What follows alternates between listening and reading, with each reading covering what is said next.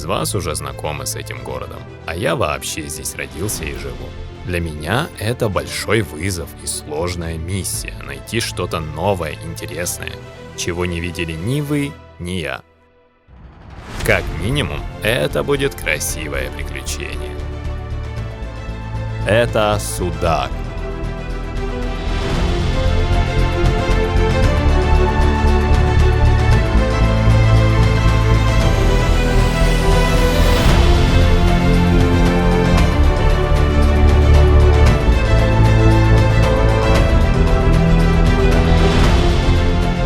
Слева виноградники, справа виноградники, а впереди Тарахташ и Бахаташ, и тайна лягушки скоро будет раскрыта.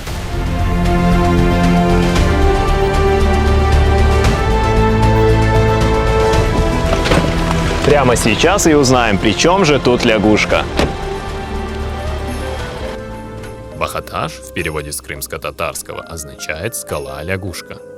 Если присмотреться, вот именно с этого ракурса видно, как маленькая лягушка ползет по отвесной скале вверх. Слева у нас гора Тарахташ, каменный гребень, или гора Расческа. А в долине меж этих гор располагается селение с названием Тарахташ. Неожиданно, да? Или Дачное. Дачное? Серьезно? Селение с такой богатой и интересной историей переименовать в Дачное? Перерыв. Перерыв горы информации нашел вот такие интересные исторические данные. Когда-то эта река являлась границей между селениями. Буюк-Тарахташ и Кучук-Тарахташ, Большой и Малый Тарахташ соответственно. Так что здесь было целых 2 селения. Кроме прочего, село прославилось еще и тем, что в 1908 году при постройке дома во дворе Ибрагим в селе Мухлу был найден клад из почти 2000 боспорских и римских медных монет. Предполагается, что этот клад, вошедший в историю под названием Тарахташский, мог спрятать какой-то беглец из Боспорского царства во время нашествия гуннов. Есть и грустная история. Тарахташская трагедия остается одной из нераскрытых загадок крымской истории. В 1868 году царские власти повесили нескольких крымских татар, обвинив их в убийстве православного священника.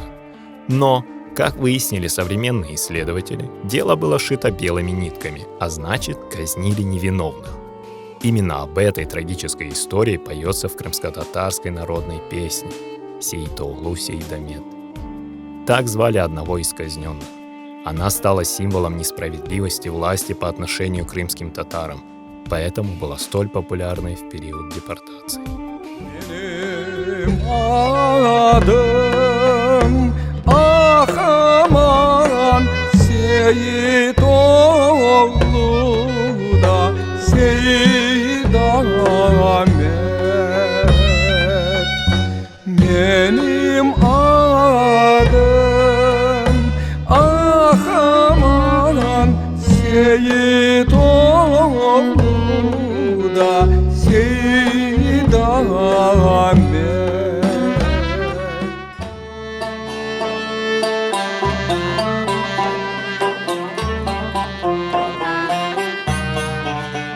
Историческим объектом является мечеть Аджебей. Мечеть была возведена в конце XVIII века и использовалась по прямому назначению до 30-х годов прошлого столетия. Рядом также находился фонтан. В 1939 году был снесен минарет. Позднее здание мечети приспособили под общежитие. В настоящее время мечеть восстанавливается. В 1799 году в селе продолжала жить Шахзаде, сестра последнего крымского хана Шахин-Гирая.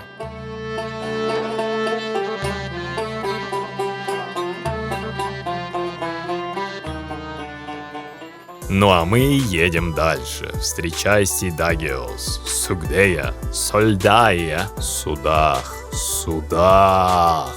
Современное название Судах трактуют по-разному. Кто-то как вода и горы, что в переводе с крымско-татарского суф, вода, дах, гора, или же как ложбина с ручьем. Мне нравится первый вариант, на нем и остановимся. Ух, что нас ждет впереди. Вот оказывается, что нас ждало впереди. Проблема с машиной. Нет времени отвлекаться, оставляем друзьям и двигаемся дальше. Старая добрая маршрутка. Я так в школу ездил. Понимаешь, этот мир не так прост. Ты едешь в путешествие, а у тебя BMW, и он ломается. 17 рублей, и мы едем дальше. Планы разрушены, конечно, но ничего. Привыкли мы быстро из пункта А в пункт Б на автомобиле передвигаться.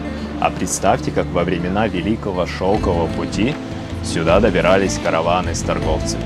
Да, Судак был одним из центров Великого Шелкового пути.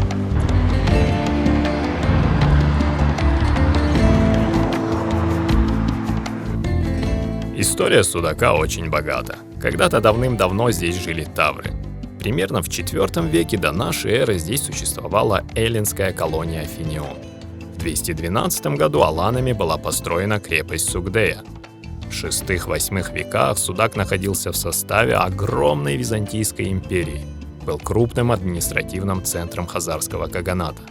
В XI веке новыми хозяевами становятся половцы, кыпчаки, под властью которых начинается наивысший расцвет в истории Судака. В начале XIII века Судак стал торговым поселением венецианцев, получивших монопольное право торговли в Черном море. Сальдая, так называли город итальянцы, становится крупнейшим торговым и административным центром. И вот перед вами потомки всего этого многообразия народов – крымские татары. Получается, во мне есть частичка итальянцев, половцев, греков. Ой, я думаю, сейчас устану перечислять. Находясь на торговых путях, город быстро рос и развивался. Купцы из Египта, Сирии, Индии, Руси, Франции, Венеции доставляли сюда невероятное разнообразие товаров. Город был так знаменит, что даже Черное море арабские путешественники называли Судакским. В Судаке собирались караваны и уходили по Великому Шелковому пути на восток, в далекие Индию и Китай. Тут можно было продать и купить оптом товар, узнать коммерческие новости и цены на товары. Сохранились исторические свидетельства арабского поэта Ибн Саида, 1274 год, который писал: «Население Судака представляет смесь народов и всех вер, благодаря бесчисленным торговым караванам с запада и востока». Вот не зря я в детстве на кипарисовой аллее инжиром и персиками со своего сада торговал. Все-таки кровь предков дает о себе знать.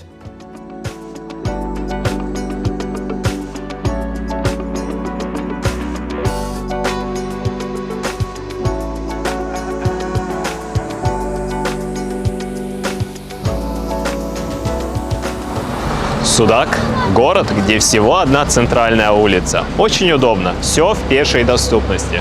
И достаточно протяженная набережная. Зимой на набережной умиротворение и тишина. Слышно только шум волн и запах моря. А вот летом здесь просто хаос. Набережная превращается в оживленный центр с запахами шаурмы, чебуреков, вареной кукурузы, криками зазывал и любителей текилы.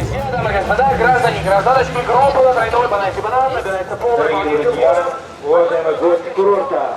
И, конечно же, вечерняя набережная.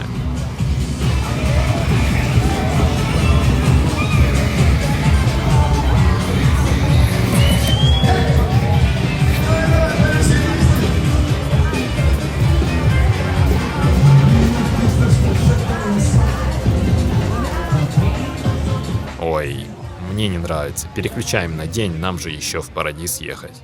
Не будем здесь задерживаться, наше авто починили. Сон инвер не олден, алейкум сделали салям. твою машину, у тебя Ага. там пыльник порвался на суппорте, поменяли пыльник суппорта. Ага. Ну Всё все, нормально. можно в Можешь- Парадис ехать, да? Да, можете ехать, Всё. все будет хорошо. Все, сау. Топ. Да. Летом, конечно, Судак превращается в какой-то хаос. Взять те же дороги, ездят просто без комментариев. Но, несмотря на этот хаос, все же есть места, где можно уединиться, и сейчас мы как раз двигаемся в то место. Надеюсь, там не будет хаоса. Так, мы все же сделаем одну остановку в одном прекрасном историческом месте. Это Генуэзская крепость. Располагается на Дженевес-Хаяс, крымско-татарского Генуэзская скала. По своему происхождению гора является древним окаменевшим коралловым рифом. Удачное расположение делало крепость почти неприступной. С юга и востока ее защищают отвесные стены гор, спускающиеся к морю. Сейчас попробуем туда пробраться.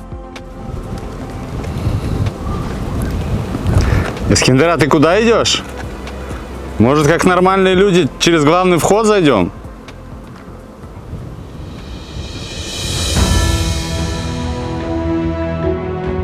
Многие ученые датируют возведение крепости концом 7 века и связывают его с хазарами или византийцами. Последними строителями были генуэзцы. Но это не точно. Нормально я подмигнул? Генуэзцы строили крепость около 100 лет. Крепостью, кроме хазар, византийцев и генуэзцев, владели также половцы, золотоордынцы и турки. Ладно, я не собираюсь душить вас огромным количеством информации. Как говорит один мой знакомый, захочешь — найдешь. А сейчас мы пройдемся по самым интересным точкам. Консульский замок – это отдельный замкнутый узел обороны. Он состоял из 3 башен, соединенных стенами. В средние века он служил резиденцией и жилищем генуэзского консула. На должность консула избирались представители знатных генуэзских родов. Чаще всего из жителей самой Генуи. Как правило, до вступления в должность консул никогда не бывал в Салдае. У консула не было своего жилья в городе, поэтому его жилищем и военной резиденцией был консульский замок. В общем, если коротко, здесь жил босс, и его хорошо охраняли. А вот тут немного остановимся. Интересное историческое строение. По одной из версий, это здание было построено турками-сельджуками. Но эта версия была опровергнута последними раскопками, которые доказали, что здание, строящееся как мечеть, относится не к XIII, а к XIV веку. Генуэзцы, которым Золотая Орда дала право владения Судаком, получив недостроенную мечеть, перестроили ее то ли в католический храм, то ли в зал для гражданских собраний. В 1475 году город вновь перешел к туркам, и здание снова стало мечетью, получив название соборной мечети султана Баязида Вели, или Падишах Джами. Но на этом приключения не закончились. Через 300 лет после завоевания Крыма России мечеть стала православной церковью. В начале XIX века она стала кирхой, так как была передана переселенцам-немцам-лютеранам. В 1883 году здание снова стало церковью, но уже армянской. В 20 веке ее отобрали и у армян, создав здесь музей. А мы продолжаем путь в Парадиз.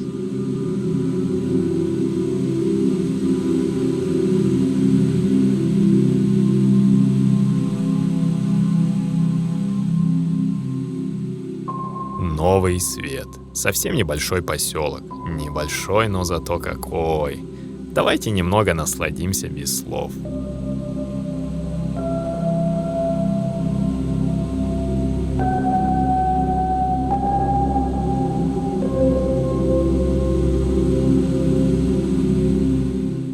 Ну ладно, пару слов все же скажу. С античных времен селение, находившееся здесь, носило имя Парадиз, то есть рай. Согласно географическим картам, бухта Парадиза служила корабельным стоянкам и была неотъемлемой частью Великого Шелкового пути.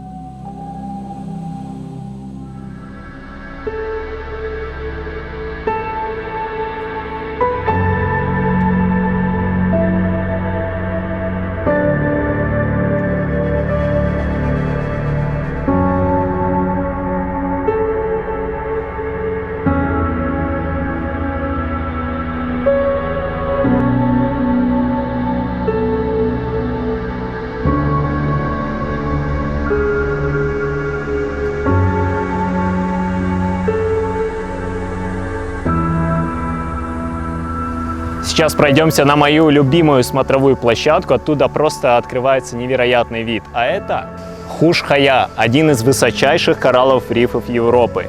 И посмотрите, как деревья растут прямо в скале. Меня это всегда удивляло, прям с детства. Как может дерево расти в скале? Ну, пойдемте на смотровую.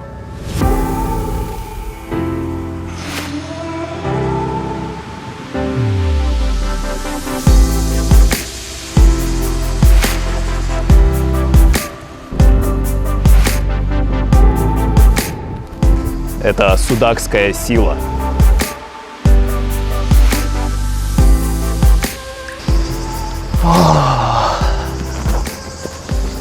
Крым. Знаете, я много где путешествовал по миру, видал различные красоты, и Марокко, и Испания. Да, я не скажу, что Крым самый красивый, но везде, где я был, я ощущал себя чужаком. Но Крым – мой дом. И здесь совсем иные ощущения. Мне хочется здесь жить, исследовать, наслаждаться вот этой вот красотой.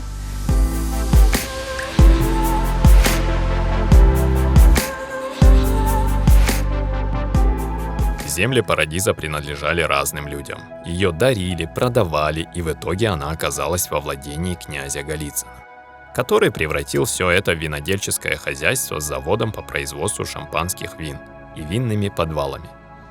В 1890-м он начинает сооружение грандиозных подвалов у подножья горы Хобахая, протяженность которых превышала 3 километра. К сожалению, сейчас идет реконструкция завода и подвалов, поэтому мы не можем их показать, но немного информации все же будет. Как говорит история, когда Голицын привез крымский брют под названием «Парадиз» на Всемирную выставку в Париже в 1900 году, французы, дав ему гран-при, признали его лучшим шампанским в мире. Выше даже мадам Клико. Ходит много легенд, как это было сделано. Одна из, что когда уже заканчивалась выставка, то Голицын устроил праздничный банкет. И он взял новосветский «Парадиз» и сверху наклеил этикетку, что это мадам Клико. И когда все уже оценили восторженными отзывами, он привлек внимание, оторвал этикетку и сказал: «Вы пили Парадиз». Забавно, конечно, а мы идем дальше, к динозаврам.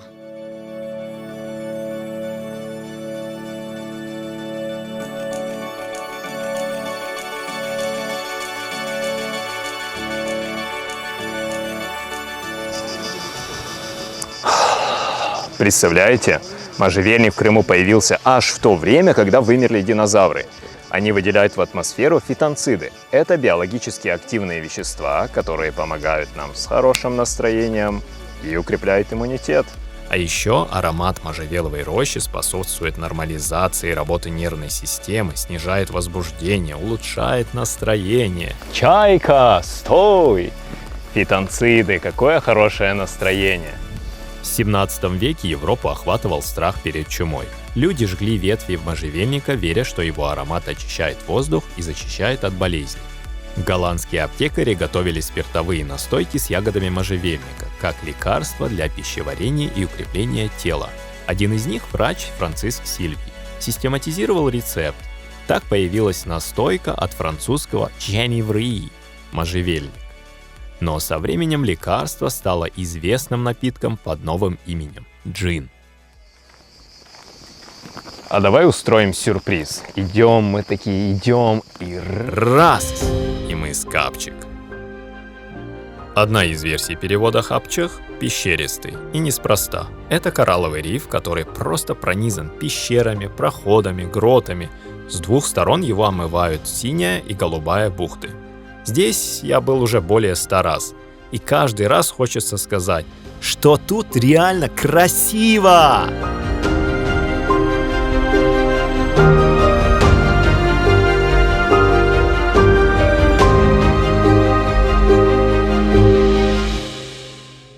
А сейчас мы пройдем в царство тьмы и летучих мышей.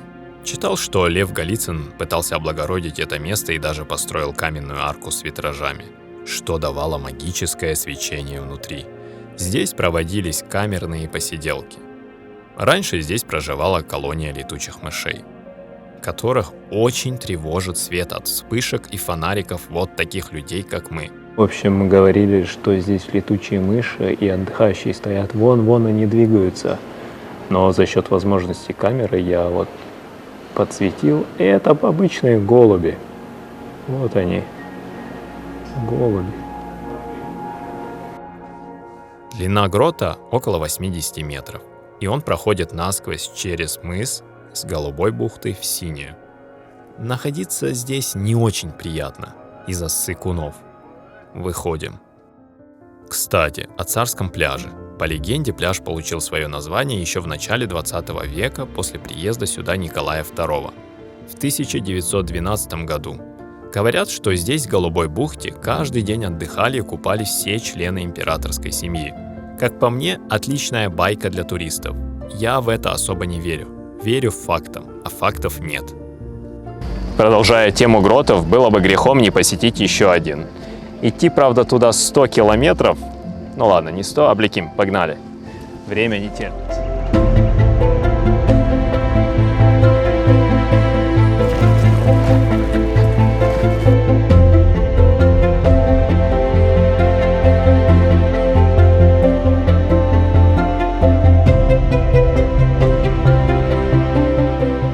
Обожаю сочетание скал и растительности. Люблю особенно, когда скалы такие отвесные, ровненькие.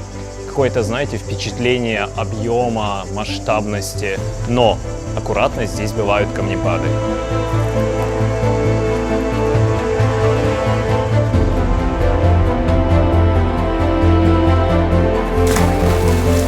Ну, я тоже так прыгнул бы, конечно. Просто торопимся, нужно контент снимать. А так, когда никто не видит, я постоянно так прыгаю. Даже отсюда прыгал, там сальто делал, потом сюда на скалу залазил, прыгал. Ну ладно, пойдем, времени нет. Пойдем. В один прекрасный день князь Голицын дает поручение пробить дорогу к гроту. Ну, для работников не такой и прекрасный день, конечно. Так вот, здесь устраивают склад вина и шампанского. Эта площадка была построена для праздничных обедов. Ну и, конечно же, здесь хранилось вино. Ну или люди вот так сидели, каждый в своей комнатке. Мне, в принципе, нравится.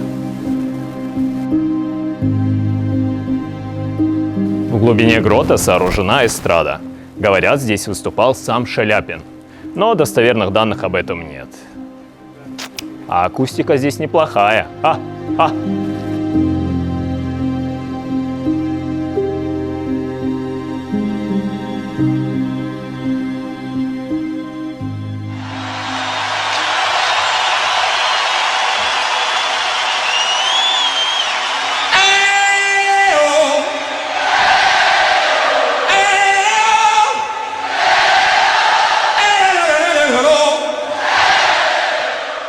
Да, возможно, через 200 лет скажут, здесь выступал Фредди Меркьюри. Так что вот так вот. All right.